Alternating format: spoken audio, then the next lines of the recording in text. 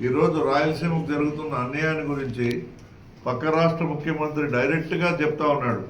మేము చంద్రబాబు గారితో ప్రత్యేక సమావేశం ఏర్పాటు చేసి ఆ ప్రత్యేక సమావేశంలో ఆయన్ని ఒప్పించి మరి రాయలసీమ లిఫ్టును ఈరోజు మనకు కాకుండా చేసినాడంటే ఇంకా ఈయనకు రాయలసీమ పైన చంద్రబాబు నాయుడు గారికి ఎంత ప్రేమ ఉందో ఒక్కసారి ఆలోచన చేయాలి. రాయలసీమ వాసిగా ఆయన చేయాల్సింది పోయి 4 సార్లు ముఖ్యమంత్రిగా ఉన్న మీరు ఈరోజు రాయలసీమకు అన్యాయం చేస్తూ ఉన్నారంటే ఇంకా ఇంతకంటే ద్రోహం ఏదైనా ఉందే అని కూడా మేము ప్రశ్నిస్తూ ఉన్నాము.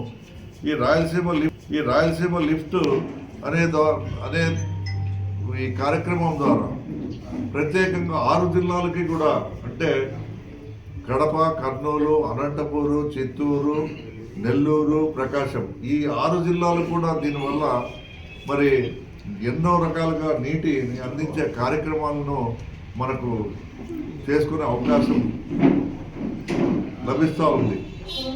కానీ దీన్ని పూర్తిగా పక్కన పెట్టేసి మరి ఇదే చంద్రబాబు నాయుడు గారు ఈ విషయంలో ఎక్కడ కూడా చర్యలు తీసుకోకపోవడం అనేది ఎంతవరకు సబబని మేము ప్రశ్నిస్తూ ఉన్నాము. మళ్ళా ఈసారి మన ప్రభుత్వం అధికారంలోకి వచ్చిందంటే ఈ యొక్క లిఫ్ట్ ఇరిగేషన్ కార్యక్రమం పూర్తి స్థాయిలో కూడా రూపుదిద్దుకునేది రాయలసీమకు అన్ని ప్రాంతాలకు కూడా మరి మనం నీటిని అందించే కార్యక్రమం కూడా పోతిరెడ్డి పాటు ద్వారా మనకి కార్యక్రమం జరిగి ఉండేది. కానీ అది పూర్తి ఈరోజు మనం దానిపైన మళ్ళా మనం పోరాటం సాగించే స్థితిని ఈరోజు ఈ ప్రభుత్వం తీసుకొచ్చింది. మన ప్రెస్ మీట్లో కూడా ఒకటేసారి 23,000 లక్షల కోట్ల ఉద్యోగాలు ఇచ్చినామని చెప్తా ఉన్నారు. అసలు ఇవన్నీ కూడా మరి ప్రజలు నమ్ముతా ఉన్నారు. హైదరాబాద్ బిర్యానీ కూడా నేనే తీసుకొచ్చానంటాడు. మరి ఇదే రకంగా ఎన్నో రకాలుగా మరి ఇటువంటివి చేస్తూ మరి హైటెక్ సిటీ నేనే తెచ్చినానంటాడు. ఐటీ కంపెనీ మేమే కనబట్టినా అంటాడు. రేపు పొద్దున ఏఐ కూడా నాదే, నేనే దిగి కనబట్టినాడని కూడా చెప్పే అవకాశాలు ఉన్నాయి. ఒక రకంగా అబద్ధాలు చెప్పే దాంట్లో ఏఐని కూడా మించిపోయినాడు. దాంట్లో అనుమానం లేదు. ప్రజలు నమ్మించే విషయంలో అంతకు మించిపోయినాడు. కాబట్టి ప్రజలందరూ కూడా ఈయన్ని నమ్మే పరిస్థితిలో లేనప్పటికీ మరి మరి ఏదో ఒక మరి ఆయన అబద్ధాలను నమ్మించే దిశగా ఆయన నమ్మించే విషయంలో బాగా గట్టికుడు. కానీ ఈసారి మేము ప్రజలందరికీ విజ్ఞప్తి చేస్తూ ఉన్నాం, పత్రికాముఖంగా మీడియా ద్వారా ఇటువంటి పొరపాట్లు చేయొద్దండి. రేపు రాబోయే ఎలక్షన్లో మన త్వరలోనే స్థానిక సంస్థల ఎలక్షన్లు వస్తూ ఉన్నాయి. మీరు నిజంగా ఆయనలో మార్పు తీసుకురావాలా, ఆయన మళ్ళీ స్కీములు ఇవ్వాలంటే మీరందరూ కూడా మళ్ళీ వైఎస్ఆర్ కాంగ్రెస్ పార్టీని అభ్యర్థులను గెలిపిస్తే భయంతో మళ్ళీ రాబోయే దినాల్లో పార్టీ అధికారంలోకి రాదని మరి ఆ భయంతోనన్నా ఆ ఉచితంగా వచ్చే స్కీములు ఏవైతే ఆ రోజు ఎన్నికల్లో హామీ ఇచ్చినాడో వాటిని అమలుపరిచే దిశగా అడుగులు వేస్తాడేమో అని మేము ఆశిస్తూ ఉన్నాం. ప్రజలందరూ కూడా విజ్ఞప్తి చేస్తూ ఉన్నాం. రాబోయే దినాల్లో ఎన్నో దౌర్జన్యాలు చేయాలనో లేకపోతే భయపెట్టో మరి ప్రజల్ని భయభ్రాంతులకు గురి చేసో లేకపోతే ఆర్థికంగా ఆ రోజు ఓటుకు నోటు ద్వారానో మరి ఈ రకంగా ఎన్నో రకాలుగా ప్రలోభాలకు మరోసారి ప్రజలను మోసం చేసి ఈ స్థానిక సంస్థల ఎన్నికల్లో కూడా పబ్బం గడుపుకునే విధంగా అడుగులు వేస్తూ పోతా ఉన్నారు. ఇప్పటికే చూసాం ఈ ప్రస్తుతం మన నియోజకవర్గంలో ఉన్న మరి నాయకులు ఏ రకమైన ప్రకటనలు చేస్తూ ఉన్నారో. ఆ రోజు మేము ప్రజలందరికీ మేలు చేస్తామని చెప్పిన ప్రభుత్వం సంబంధించిన ప్రజాప్రతినిధులు ఈరోజు దౌర్జన్యాలకి ఈరోజు గుంతకల్లో నియోజకవర్గంలో 24 గంటలు లిక్కర్ అందుబాటులో ఉంది. మాదక ద్రవ్యాల్లో ఎక్కడ చూస్తే అక్కడ పల్లెటూర్లు కూడా ప్రాకిపోయింది. మాదక ద్రవ్యాల్లో పిల్లవాళ్ళందరూ కూడా చిన్న 13-14 సంవత్సరాల పిల్లవాళ్ళు కూడా భవిష్యత్తును ఆరోగ్యంతో పాటు భవిష్యత్తు కూడా పోగొట్టుకునే పరిస్థితిని మనం చూస్తూ ఉన్నాం. ఈ మధ్య కాలంలో గుర్తి పట్టణంలో కూడా మరి ఒక గ్యాంగ్ డైరెక్ట్గా ఎమ్మెల్యే స్టిక్కర్ వేసుకొని మరి ఆ రకంగా మరి ఈ యొక్క వ్యాపారాలు సాగిస్తూ ఉన్నారంటే ఒకసారి ఆలోచన చేసుకోవాలా. ఇంకా చూస్తూ ఉన్నాం ప్రత్యేకంగా గుర్తి పట్టణంలో మరి రకరకాల దౌర్జన్యాలకు కూడా శ్రీకారం చుట్టడం మనం చూస్తూ ఉన్నాం. ఎప్పుడు కూడా గతంలో గుంతకల్ నియోజకవర్గం చాలా ప్రశాంతతకు నిలయమైంది. ఎలక్షన్ అయిపోయిన తర్వాత అధికారం లేక వచ్చిన తర్వాత మరి ఇంట్లో 18 ఏళ్ళు దాటితే 1500 రూపాయలు ఇచ్చే కార్యక్రమం చేస్తామన్నాడు. దాన్ని ఎగనామం పెట్టేసినాడు. మరి ఈ రకంగా ఇచ్చిన హామీలన్నీ పైన పూర్తిగా మరి అమలు పరచుకోకుండా అరని చెప్పి రకరకాలుగా మరి మనం మోసం చేయడం కూడా చూసాం. ఫీజు రియంబర్స్మెంట్ రావడం లేదు. విద్యార్థులు చదువుకునేది అది కూడా మన గవర్నమెంట్ ఉన్నప్పుడు ప్రతి విద్యార్థికి కూడా మరి ఫీజు రియంబర్స్మెంట్ ద్వారా విద్యావేన వసతి దీవెన అనే కార్యక్రమాల ద్వారా విద్యార్థులకు ఎంతో మేలు చేసిన ప్రభుత్వం మందైతే ఈరోజు ఆయన నిరుద్యోగ వృత్తి 3000 ఇస్తాను, శ్రీనిధి కింద 15,000 ఇస్తామని చెప్పేసి అన్ని రకాలుగా మోసం చేస్తున్నారు. ఆరోగ్యశ్రీ పూర్తిగా ఎత్తేయడం కూడా జరిగింది. మరి అడిగిన వాళ్ళందరికీ కూడా మరి సీఎం రిలీఫ్ ఫండ్ ద్వారా కూడా ఆరోగ్యశ్రీలో లేనివి కూడా మరి ఆ రోజు సీఎం రిలీఫ్ ఫండ్ ద్వారా ఎంతో మందికి మేలు చేసిన ప్రభుత్వం మంది. దాదాపుగా 2600 రోగాలకు ఆ రోజు ఆరోగ్యశ్రీలో మనము అవకాశం కల్పిస్తే ఈరోజు ఆరోగ్యశ్రీ అనేది పూర్తిగా ఎత్తేసి చేతులు దులుపుకునే పరిస్థితిని ఈరోజు చూస్తూ ఉన్నాం. అంటే ఈ రాష్ట్ర ప్రయోజనాల కంటే సొంత పార్టీ ప్రయోజనాలనే మరి ఈ ప్రభుత్వం ఆలోచన చేస్తూ ఉంది. కేవలం తమ నాయకుల జోబులు నింపే కార్యక్రమాలు చేస్తూ ముందుకు పోతా ఉంది. ఈవెన్ గూగుల్ సంస్థను కూడా మేమే తెచ్చినామని మరి చెప్పుకునే పరిస్థితిలో ఈరోజు ఈ ప్రభుత్వం ఉందంటే ఒకసారి మీరు అర్థం చేసుకోవాలి. రాజధానిని మరి చూపించి పబ్బం గడుపుతున్న ఈ ప్రభుత్వం మరి ఏ దిశగా అడుగులు వేస్తుందో ఒకసారి ఆలోచన చేయాలి. ఆ రోజు జగన్మోహన్ రెడ్డి గారు మన కర్నూలుకు హైకోర్టు తీసుకుని వస్తే మరి దాన్ని కూడా ఈరోజు ఎక్కడా కూడా దాని గురించి ప్రస్తావన రావడం లేదు. మరి ఆ రోజు వైజాగ్లో జగన్మోహన్ రెడ్డి ఆ రోజే ప్రకటించినారు, ఇది రాబోయే దినాల్లో వైజాగ్ అనేది పారిశ్రామిక రంగంగా ఎంతో అభివృద్ధి లేకపోతుంది కాబట్టి దాన్ని పరిపాలనా కేంద్రంగా మార్చుకొని అక్కడి నుంచే మరి ఫైనాన్షియల్ రాజధానిగా కూడా తీసుకురావాలనే ఆలోచన చేయడము అప్పట్లోనే చేయడం జరిగింది. ఈరోజు కూడా వాళ్ళు మరి తెలుగుదేశం వాళ్ళు కూడా అదే చెప్తా ఉన్నారు. జగన్మోహన్ రెడ్డి చేసిన మేలు ఈరోజు ఎంత అనేది మనం ఒక్కసారి ఆలోచన చేస్తే ఈ ల్యాండ్ టైటిలింగ్ యాక్ట్ గురించి ఎంత దుష్ప్రచారం చేసినారో మనందరికీ తెలుసు. ల్యాండ్ టైటిలింగ్ యాక్ట్ ద్వారా మీ భూములన్నీ కబ్జాలు చేస్తారు రేపు రాబోయే దినాల్లో అని చెప్పేసి ఇదే చంద్రబాబు నాయుడు మరి ఎన్నికల్లో ఇష్టానుసారంగా ప్రచారం చేసి దాని నుంచి లబ్ధి పొందినారు. మరి దేశంలోనే అన్ని రాష్ట్రాల కంటే జగన్మోహన్ రెడ్డి గారి పరిపాలనలో ఈ ల్యాండ్ టైటిలింగ్ యాక్ట్ అనేది పూర్తి స్థాయిలో అమలు జరిగింది.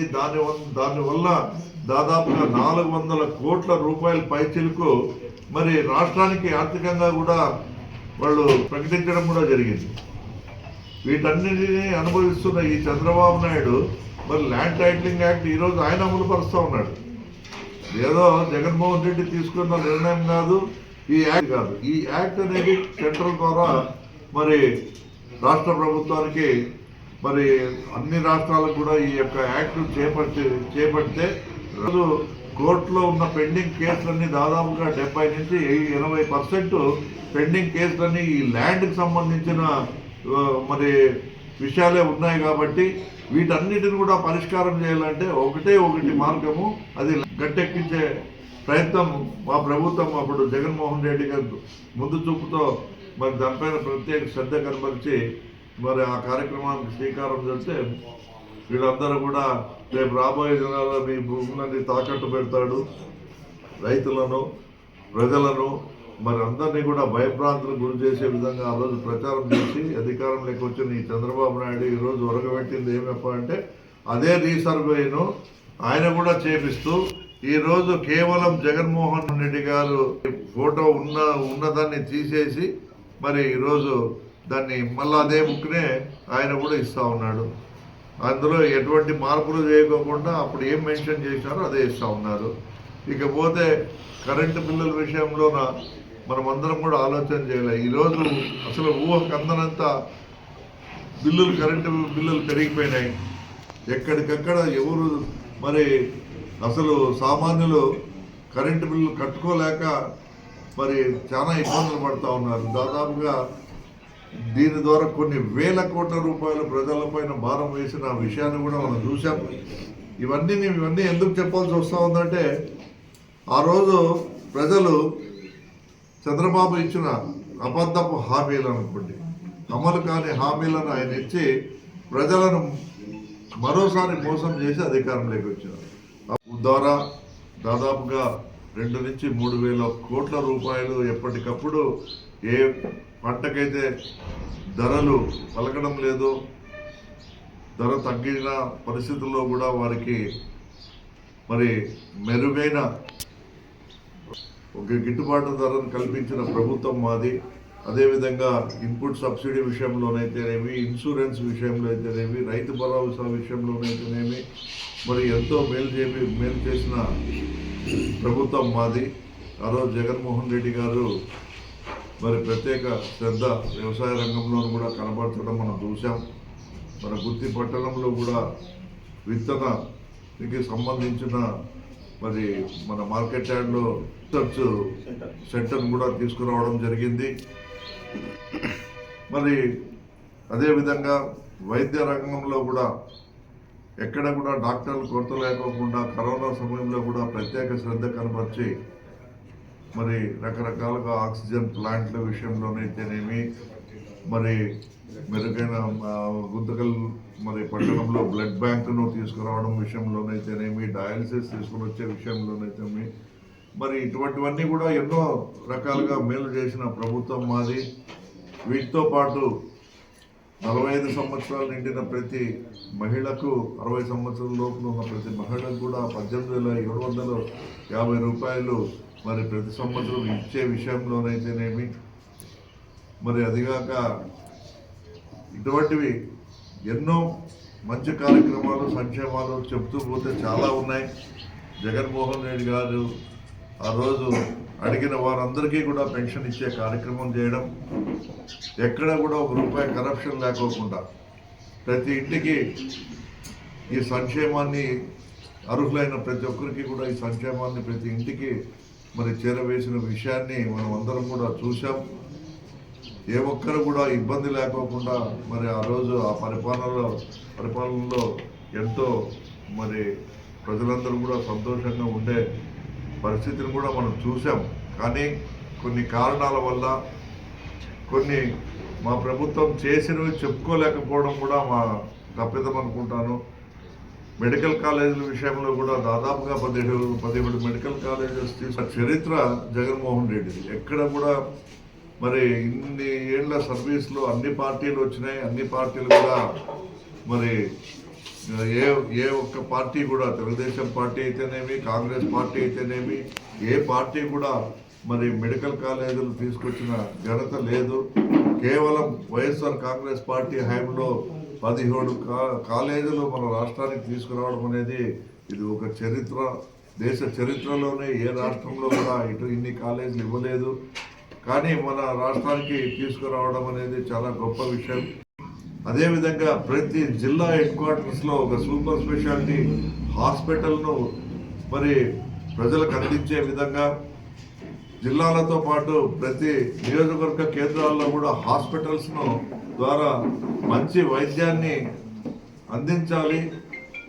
మరి వైద్య విద్య ద్వారా ఎంతో మంది డాక్టర్లను వెలుగులోకి తీసుకుని వచ్చి మరి వాళ్ళందరినీ కూడా ఇటువంటి కార్యక్రమాలన్నీ ఎంతో మేలు జరుగుతాయని ఆ రోజు మెడికల్ కాలేజీ విషయంలో కూడా ఎంతో శ్రద్ధ కనపరిచి జగన్మోహన్ రెడ్డి గారు తీసుకొచ్చిన ఘనత మనం అందరం కూడా చూసాం.